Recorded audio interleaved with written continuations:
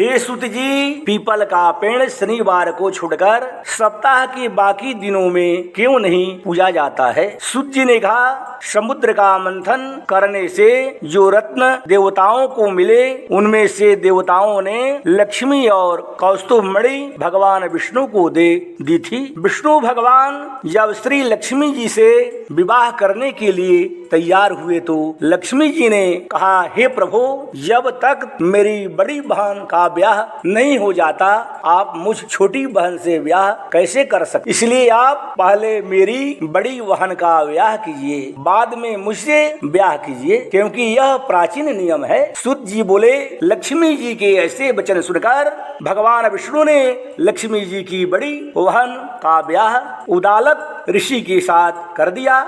वह लक्ष्मी बड़ी कुरूप थी, बड़ा मुख, चमकते हुए दांत, वृद्धा के समान शरीर, बड़े बड़े नेत्र और रूखे बाल। महर्षि उदालक भगवान विष्णु के आग्रह पर उसने ब्याह कर उसे वेद मंत्रों की ध्वनि से गूंजते हुए अपने आश्रम में ले गए। वेद ध्वनि से गुंजित हवन के पवित्र धुएं से सुगंधित उस मनोहर ऋषि आश्रम को देखकर वह बहुत दुखित हुए। उसने महर्षि उदालक से कहा, इस आश्रम में वेद ध्वनि हो रही है, अतः यह स्थान मेरे रहने योग्य नहीं है, इसलिए तुम मुझे किसी दूसरी जगह। उसकी बात सुनकर महर्षि उदालक ने कहा कि तुम यहाँ पर रहो, क्यों नहीं रह? तुम्हारे रहने योग्य दूसरी जगह कौन सी है? यहाँ पर लक्ष्मी ने कहा, यह मुझको वेद की ध्वनि का साकार होता हो, यज्ञ आदि होते हो, उस स्थान पर मैं नहीं रह। यहाँ पर पति पत्नी आपस में प्यारे हों, पितरों के निमित्त यज्ञ होते हों, देवताओं का पूजन होता हो, वहाँ पर मैं सकती। यहाँ पर दिन रात पति पत्नी लड़ते हों और यहाँ से अतिथि लोग सदा निराश लौटते हों, यहाँ पर पूज्य वृद्धों, सत्य पुरुषों तथा मित्रों का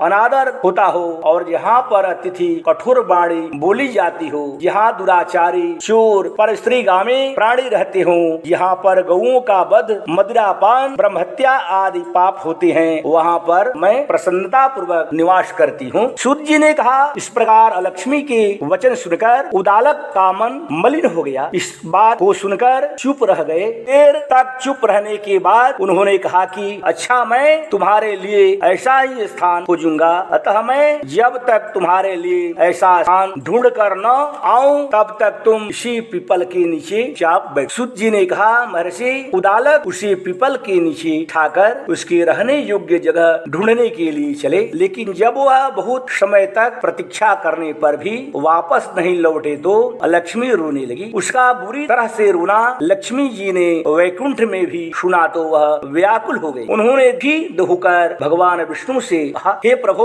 मेरी बड़ी बहन लक्ष्मी पति के त्याग देने से अत्यंत दुख हो गई है। हे नाथ, यदि मैं आपकी प्रिय पत्नी हूँ तो आप उसे आश्वासन देने के लिए उसके पास जाइए। पत्नी की प्रार्थना सुनकर कृपा सिंधु भगवान लक्ष्मी जी को साथ लेकर पीपल के पास गए। यहाँ पर बैठी रो रही थी। उसको आश्वासन देते हुए भगवान विष्णु ने कहा, हे लक्ष्मी, पीपल की जड़ में तुम सदा के लिए निवास करो, क्योंकि मेरे ही अंश से इसकी उत्पत्ति हुई है और इसमें मेरा निवास रहता है। प्रति वर्ष गृहस्थ लोग तुम्हारा पूजन करेंगे और उन्हीं के घर में तुम्हारी छोटी बहन निवास करेगी। स्त्रियों को विविध प्रकार के उपहारों से तुम्हारी पूजा करनी